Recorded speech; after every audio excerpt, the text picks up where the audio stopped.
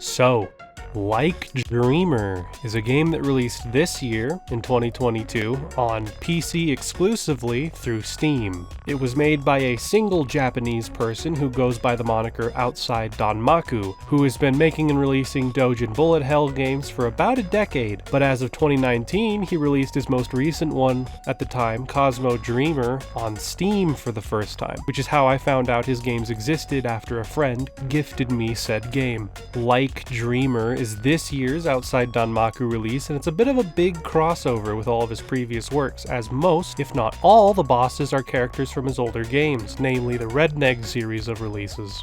The game's story is framed in the context of a social media site called Bullet Talk. It's explained to basically be Twitter, but instead of ratioing people, you settle everything through Danmaku fights, which is a cute idea I fucking wish was real. I wish my gamer skills gave me social standing above other people instead of just making me a terminally online fucking loser.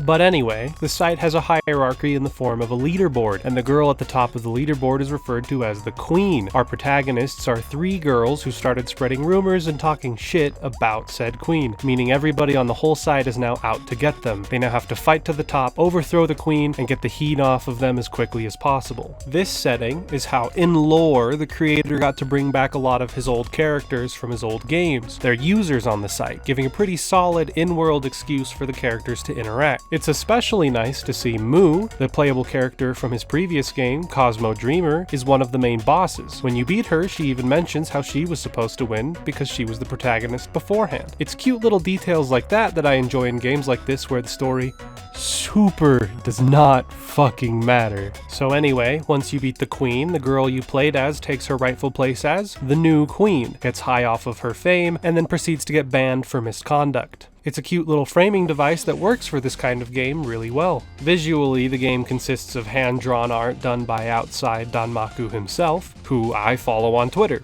They are an artist that does lewd-ish drawings of his original characters. Most of them have massive fucking honkers to the point of being a bit goofy, but I appreciate someone who is unabashedly themselves, and they don't let anyone get them down, no matter how much they look like massive flesh tennis balls inside socks. But that really only applies to the character portraits in the context of this game. In the in-gameplay sprite work, it's all really cutesy, chibi stuff with smiley faces that bounces and squishes. The music in this game is mostly sourced from a site that provides free-to-use music as long as you give credit. But god damn does Outside Danmaku know how to fucking pick them. The music in this game, namely the boss themes used in the second half of the game, are amazing. Not a single track I don't have put into my personal playlist. The music is really fitting for a game like this, hype enough to drive the gameplay, but not so obnoxious that it's distracting. It's pretty good. But moving on, this game is part of a genre that goes by many names. Shmup, bullet hell, arcade shooter, but I've recently taken to using one of the Japanese terms, Danmaku, although Japanese fans also like to use the title STG or curtain shooting, but I don't know, Danmaku is just kind of the easiest one for me. In Danmaku games, you tend to control a ship, although in this case, it's a cute little chibi girl, and face off of many different patterns of enemies that shoot shit tons of bullets in different patterns, all in an attempt to boot you back to the beginning of stage 1.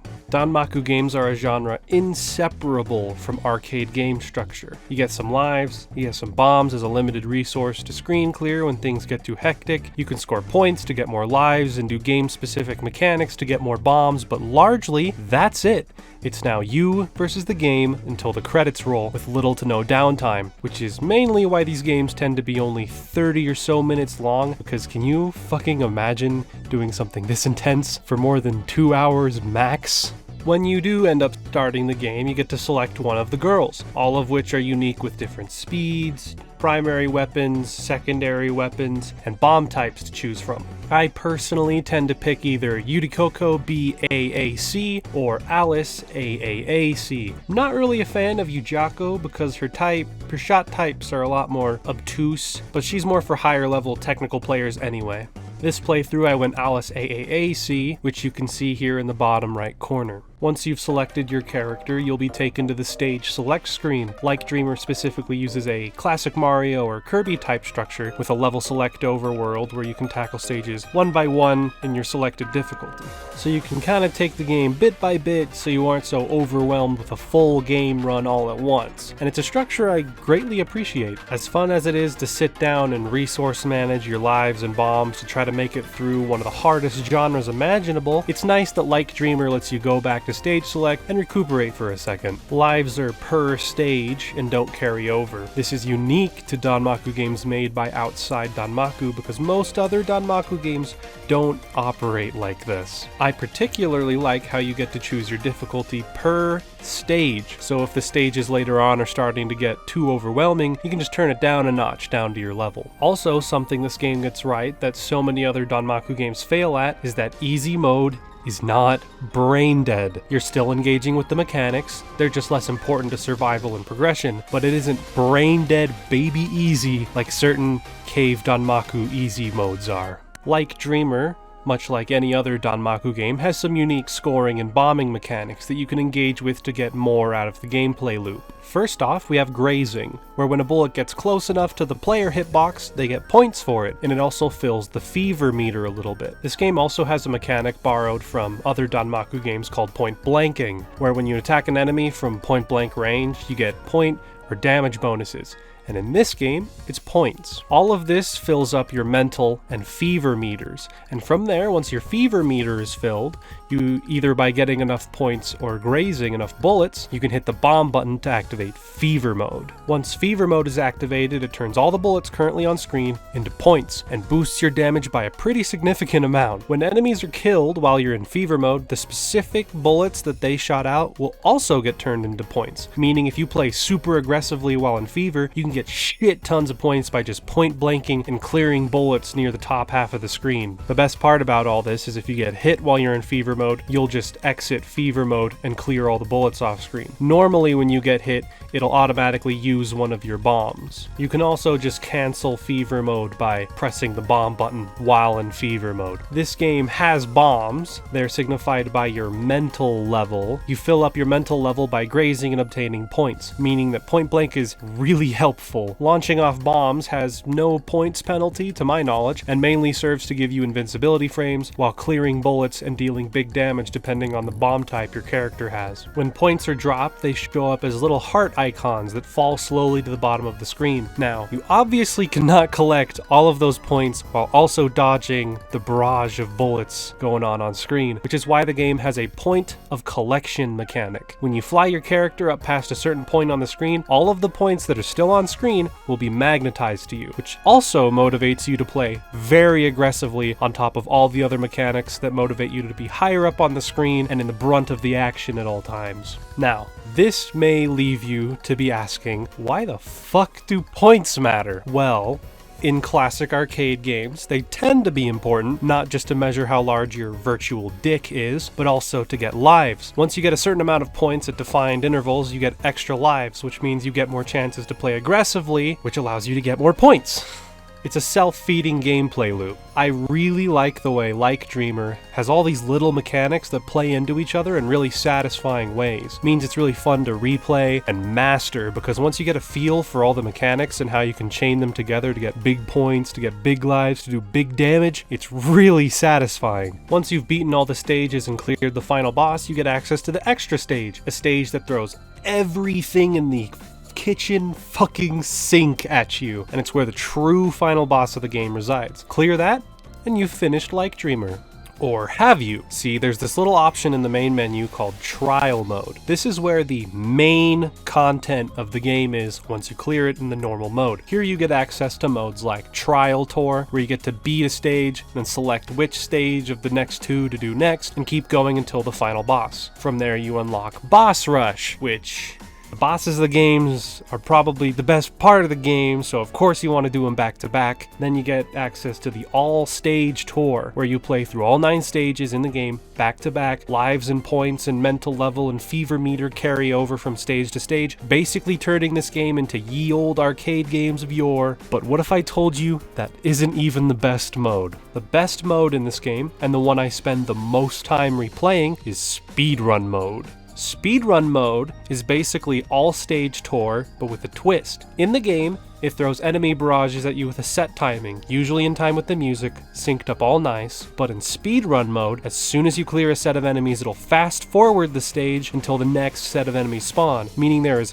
0 downtime. You already had downtime only lasting a second or two, but now there is none. It is a non-stop bullet ballet from stage 1 to stage 9, and it is fucking amazing. It is my favorite mode, and it is where the bulk of my hours in this game come from. Through playing the game a lot, you'll get achievements you can view in the menu for killing bosses a certain way, or doing a mechanic a certain amount of times. Unlocking achievements will also unlock images in the image gallery, where you can view info on all the characters featured in the game, look at the enemies per stage, and other nice little additions. For a Danmaku game made by one Twitter artist in their free time, Like Dreamer is really content complete. It feels very worth your $15. It's a game that I love the shit out of, and it's the best Danmaku game that came out this year that I've played. I played a lot of fucking Danmaku games this year. This one stands out as having a certain mastery to it. The way the player feels, the way the ship speeds work, the bullet patterns, the enemy health values, the way the scoring is balanced, the length of stages, you know, all the little numbers running in the background with how everything is fine-tuned and tweaked is masterful. The game comes from someone who is clearly very familiar with the genre and is very good at it. Some of the bullet patterns and even the boss designs are references to a lot of Cave's Danmaku games, which you will definitely see if you've played games made by Cave for any amount of time. It's a masterclass in how Danmaku games should be made, and I love it to fucking death. I've been playing it at least once a week or so since it came out, and I highly recommend it to anyone interested, whether you're a hardcore shmup fan or someone who has only played a Toho game on easy 2 years ago. It has a lot of small flourishes and attention to detail that I fucking love, like how in stage 3, being all about video games, the boss is holding an arcade stick under her massive honkers like, bitch, I'm using the same thing too right now to play this game. And how a lot of the enemies in that stage are references to ships and bosses from other classic bullet hell games, or how the jellyfish lady from stage 4 has that weird semi-3D globe bullet pattern from Escaluda, another Danmaku game I love to fucking death, or how the girls' personalities will play into how they banter with the bosses, or even show up in gameplay, like how the Kuroneko girl will act like a bitch and go for low blows, and when you use her bomb, a bunch of hateful phrases or words come on screen, because that's what she considers damaging, because she's characterized as a bully, which even plays into this specific piece of unlockable art, where she's teasing one of the other playable characters, Alice, about the fact that she knows who she is in real life. Or how in stage 7, depending on which of the twins you kill first, they have unique phases for the next phase featuring only them. Or how in the final stage you fight clones of yourself and the other playable characters. And when you kill the clone that's the clone of your current girl that you're playing as, it'll spawn a 1-up. Actually, there's a lot of ways to get 1-ups through means other than scoring, like killing all the segments of a boss before actually killing the main part itself, and just... man, this is a good fucking game. Objectively a banger. A good old time. It has quickly become one of my all-time favorites to just go back and play whenever it pops into my head randomly. It's good. And that's all I wanted to say about Like Dreamer. I gotta go now. I'll see you guys all later. Goodbye.